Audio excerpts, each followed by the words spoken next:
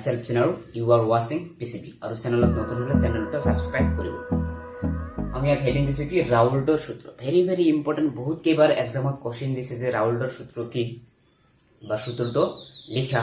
ইয়াৰ আমি এটা কি প্ৰকাশ ৰাশিও উলিয়াম। এতিয়া চোৱা, ৰাউল এটা সায়েন্টিস্টৰ নাম, ই এটা সূত্ৰ দিছে।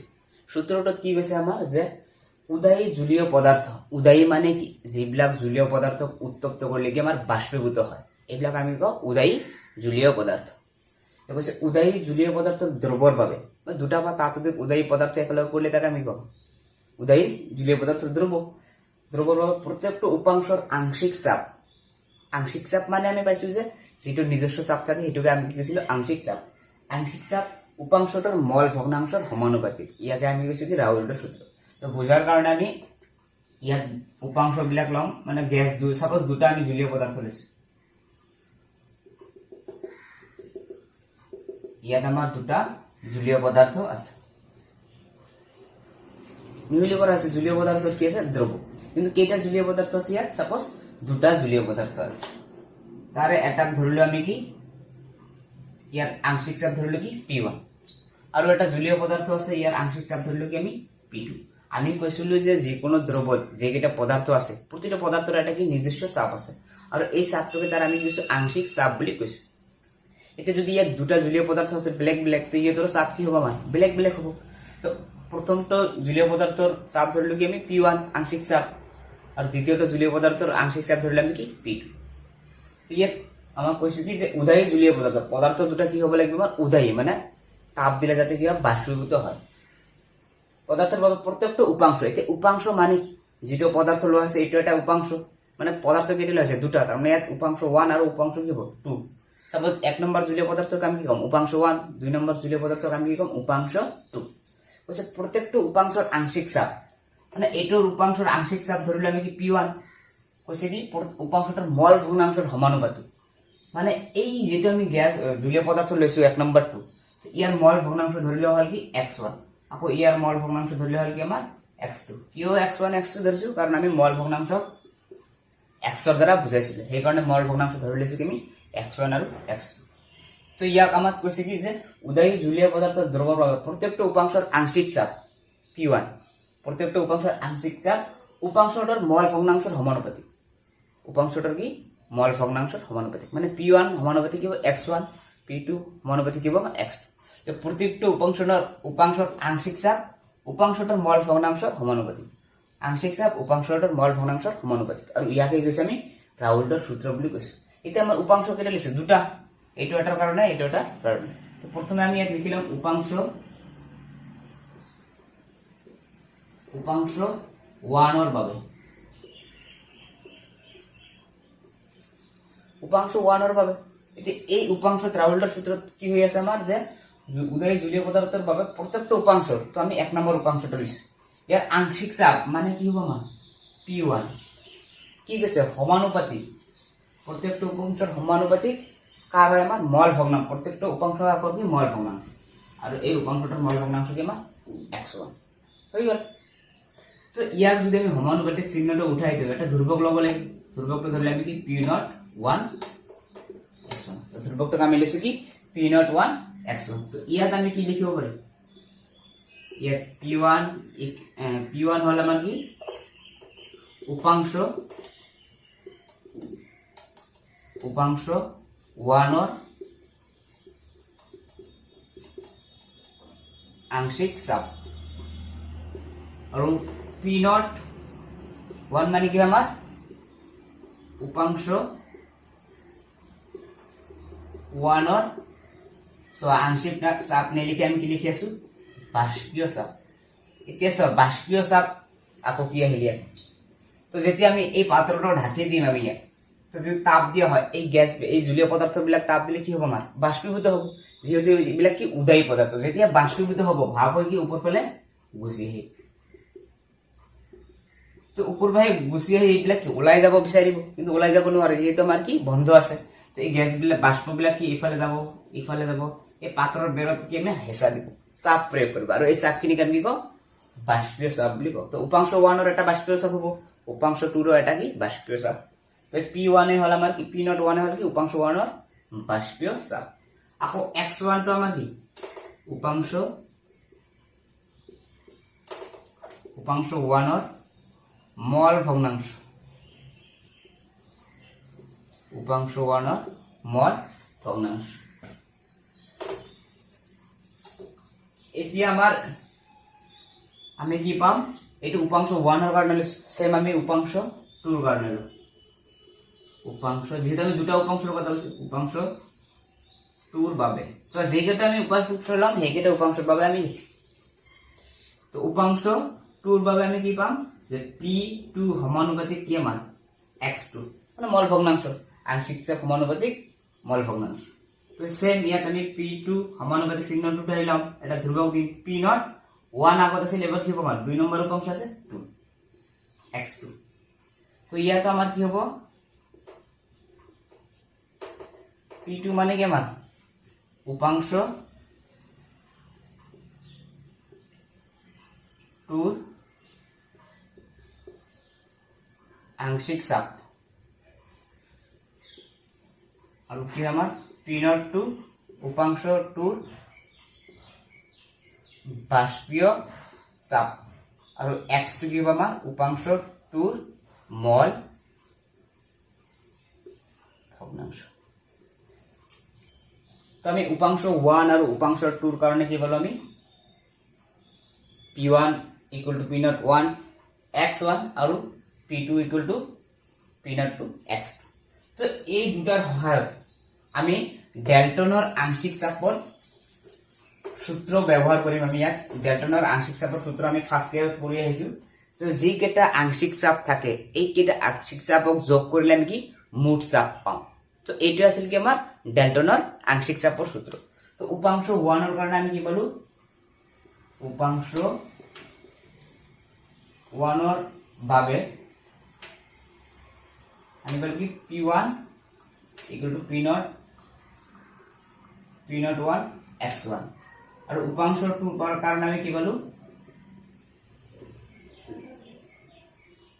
উপাংশ 2 ৰ বাবে আমি পালো p2 p0 to x2 এই দুটা আমি পাইছো তো ইয়াত আমি ডেল্টনৰ আংশিক চাপৰ সূত্ৰ ব্যবহাৰ কৰিম ডেল্টনে কি কৈছে যিমানটা আংশিক চাপ আছে এই কেটা যদি যোগ কৰা হয় মুঠ চাপ পোৱা যায় এতে আংশিক চাপ কি p1 আৰু p2 তাৰমানে এই দুটা যোগ কৰিলে আমি কি পাম মুঠ চাপ এটা আছিল ডেল্টনৰ আংশিক চাপৰ সূত্ৰ তো আমি লিখিম ইয়াত ডেল্টনৰ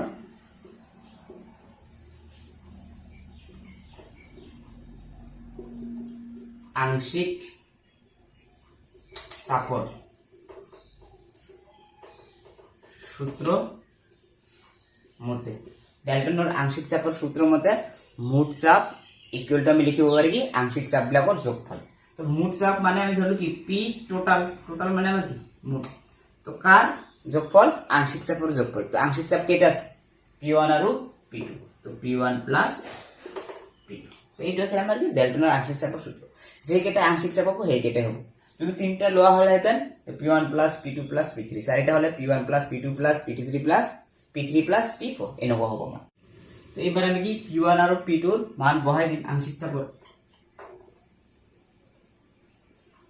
p total p1 ৰ মান কি আমাৰ p0 1 x1 plus p0 2 x2 তো চোৱা আমাৰ কি হয় দুটা মল ভগ্নাংশৰ যোগফল সকলো সময়তে কি আমাৰ 1 হয় যেটো আমি কি ক্লাস 11 ত পাইছো মানে x1 plus x2 ইয়াৰ মান কি হয় আমাৰ 1 হয় মল ভগ্নাংশ আমি ক্লাস 12 তে পঢ়িলো ইয়াৰ আগত এই চ্যাপ্টাৰতে প্ৰথমতে আমি পাইছো তো x1 ৰ যদি মল ভগ্নাংশ উলিয়াব লাগে কি লিখিম আমি x1 plus x2 plus x2 ৰ মল ভগ্নাংশ কি হয় x2 by x1 plus x2 তো এইখিনি আমাৰ কি হ'ব যদি এলসিএম লিওয়া হয় x1 plus x2 কমন আহিল এলসিএম আহিল আৰু ওপৰত কি থাকিল আমাৰ x1 plus x2 হল এবাৰ যায় x1 বা x1 ইয়াত কি হ'ব আমাৰ x2 এবাৰ যাব x2 এটো ক্যান্সেল কৰি লিখিব আমাৰ 1 আহি যাব তো যেটো আমি ফাৰ্স্ট ইয়াৰতে পাইছো ক্লাস 12 ত আমি পালো তো এতিয়া আমি ইয়াৰ পৰা কি লিখিব পাৰি x1 ৰ ভ্যালু কিমান লিখিব পাৰি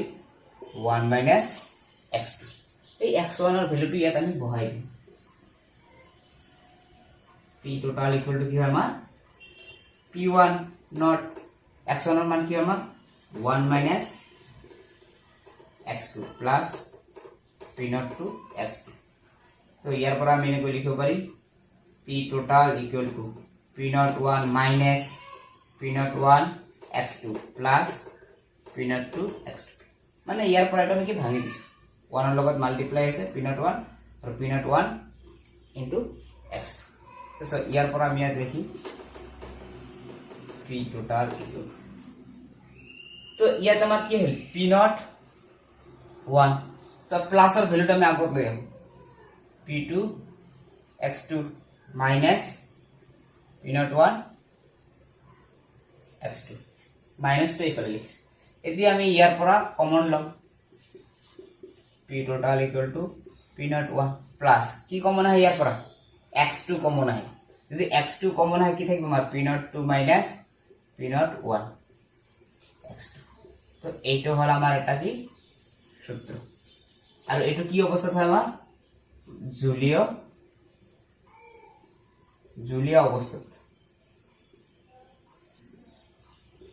জুলীয় অৱস্থাত কি হয় আমাৰ এইটো এটা আমি ফৰ্মুলা পাম তো যদি আমাৰ তেনেকুৱা কোশ্চেন আহে যে মুঠ চাপ উলিয়াব দিয়ে উপাংশ 1 ৰ বাষ্পীয় চাপ দিয়া আছে উপাংশ 2 ৰ বাষ্পীয় চাপ দিয়া আছে মল ভগ্নাংশ দিয়া থাকিব আমি মুঠ চাপ উলিয়াব পাৰিম এই ফৰ্মুলাটো ব্যৱহাৰ কৰি কিন্তু এইটো হল আমি জুলীয় অৱস্থা যদি আমাক খুদে বাষ্পীয় অৱস্থাত যেনেকুৱা আমি এইটো পাত্ৰ লৈছিলো এইবিলাক আমাৰ জুলীয় আছে ইয়াত যে বাষ্প হৈছিল এই বাষ্পৰ আমি মুঠ চাপ উলিয়াব পাৰিম তো তেতিয়া আমি কেনেকৈ লিখিব লাগে p1 equal to y1 p total আৰু p2 equal to আমাৰ কি হ'ব y2 p total এইটো হ'ব আমাৰ কি বাষ্পীয় অৱস্থা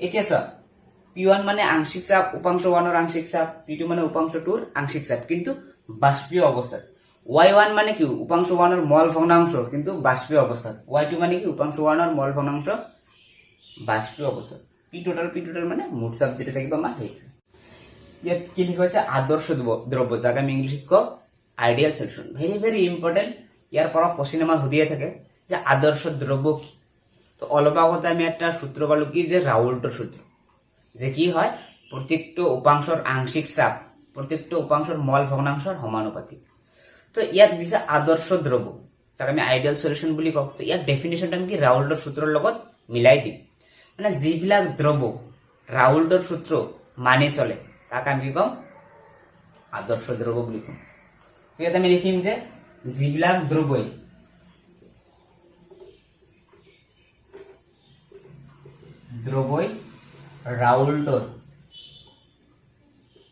ৰাউল্টৰ সূত্ৰ মানি চলে তাক আদৰ্শ দ্ৰব্য বলে মানে ৰাউল্টৰ সূত্ৰ যদি মানি চলে কি হৈ আছে ৰাউল্টৰ সূত্রক যে আংশিক চাপ মল ভগ্নাংশ যদি সমানুপাতিক হয় তাক আমি ৰাউল্টৰ সূত্র বুলি কওঁ মানে যিমানে মল ভগ্নাংশ বাঢ়িব চাপ সিমানে বাঢ়িব এটা আমাৰ কি হয় ৰাউল্টৰ সূত্ৰ কিন্তু এই সূত্ৰটো মানি চলে তাকে আমি কি কম আদৰ্শ দ্ৰব্য বুলি কম তো ইয়াৰ পৰা কোশ্চেন সুধিব পাৰে যে আদৰ্শ দ্ৰব্য কি ইয়াৰ এটা এক্সাম্পল দিয়া যেনেকুৱা আমি লিখিব পাৰি এন হেক্সেন আৰু এন হেপ্টেনৰ দ্ৰব্য মানে এই দুটা যদি আমি মিক্স কৰি দ্ৰব্য বনাও তেনেহলে তাক আমি কি কম আদৰ্শ বুলি কম তেনেকুৱা আমি লিখিব পাৰি বেনজিন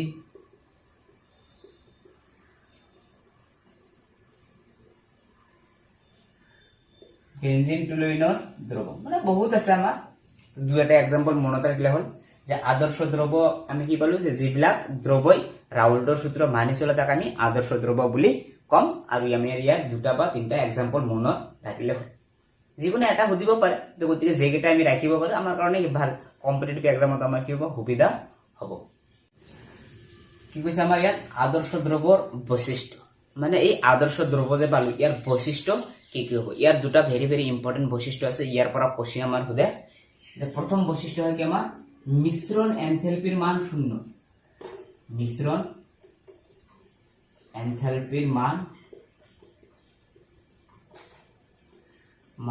শূন্য অৰ্থাৎ আমি এনেকৈ লিখিব পাৰি মিশ্রণ এনথেলপিক আমি কি ডেল এইচ এর দ্বারা বোঝাবো এনথেলপিক, কিন্তু যেহেতু মিশ্রণ বসে ইয়াত আমি মিক্সার লিখিম, তার মানে আমি লিখিম MIX। MIX মানে মিক্সার। মিশ্রণ এনথেলপির মান কি হয় আমার শূন্য হবে লাগে, বুঝছে? মিশ্রণ এনথেলপির মান শূন্য, অর্থাৎ del max mix H equal to 0। এতে এইখিনি কথার মিনিংটা আমার কি বোঝায়, মিশ্রণ এনথেলপির মানটা আমার কি বোঝায়?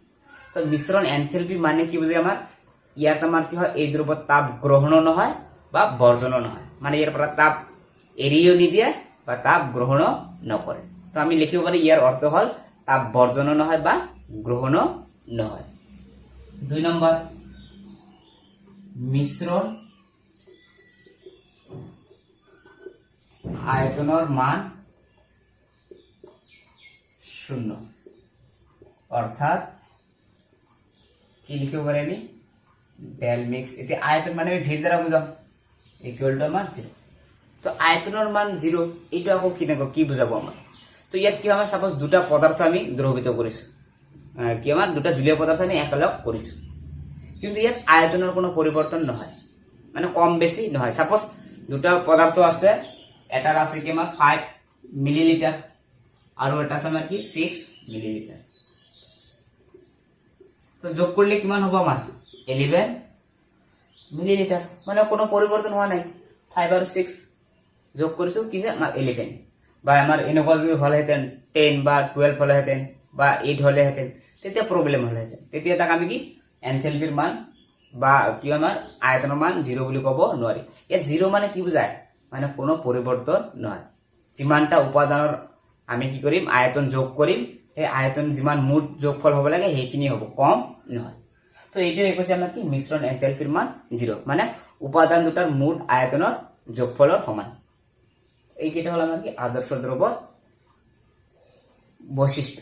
এক্সামত দিয়ে এইবিলাক আমাৰ 2 মাৰ্কস আহে, বা ইয়াৰ পৰা শৰ্ট কোশ্চেন আহিব পাৰে যে আদৰ্শ দ্ৰব্যৰ বাবে মিশ্ৰণ এনথেলপিৰ মান কিমান, তেতিয়া আমি কি লিখিম মিশ্ৰণ এনথেলপিৰ মান 0, বা দিব পাৰে যে আদৰ্শ দ্ৰব্যৰ বাবে মিশ্ৰণ আয়তনৰ মান কিমান, তেতিয়া আমি লিখিম মিশ্ৰণ এনথেলপি আয়তনৰ মান কি আমাৰ 0। আমি হেডিং দিছো কি অনাদর্শ দ্রব্য, যাক আমি কওঁ নন আইডিয়াল সলিউশন। তো অলপ আগত আমি আদর্শ দ্রব্য পঢ়িলো, আদর্শ দ্ৰব্যৰ বিপৰীতে হ'ব আমাৰ কি অনাদৰ্শ দ্ৰব্য। আদৰ্শ দ্ৰব্যত আছিল যে যিবিলাক দ্ৰব্যই ৰাউল্টৰ সূত্ৰ মানি চলে, কিন্তু অনাদৰ্শ দ্ৰব্যত কি লিখিম আমি, যিবোৰ দ্ৰব্যই বা যিবিলাক দ্ৰব্যই ৰাউল্টৰ সূত্ৰ মানি নচলে তাক আমি কওঁ অনাদর্শ দ্রব্য বুলি কওঁ। দেখিম আমি কি যিবিলাক দ্রব্যই রাউল্টর সূত্র মানি নচলে তাক অনাদর্শ দ্রব্য বলে। আমি পালো অনাদর্শ দ্রব্য আমি পালো। তো ইয়ারও আকো কি আছে আমার বৈশিষ্ট্য আছে, অনাদর্শ দ্রব্য বৈশিষ্ট্য। ইয়াত দেখিম আমি কি ক্যারেক্টারিস্টিক্স অফ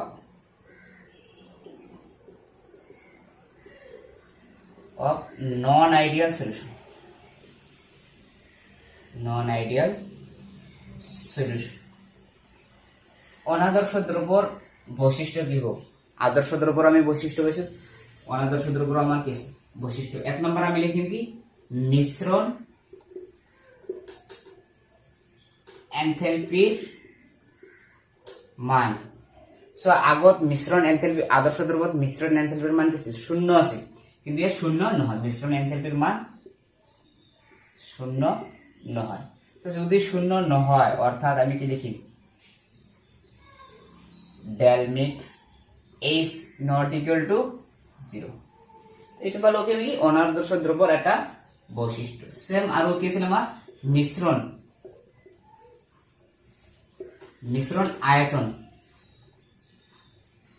আয়তনের মান। সো আগরটা কি ছিল আমার আদর্শ দ্রব্য 0 আছে, এটা কি আমার 0 নহয়, অর্থাৎ আমি কি লিখতে পারি del mix ফি মানে আয়তন নট ইকুয়াল টু 0। তো এই দুটো বললো আমি কি অনাদর্শ দ্রব্য কি হয় আমার বৈশিষ্ট্য।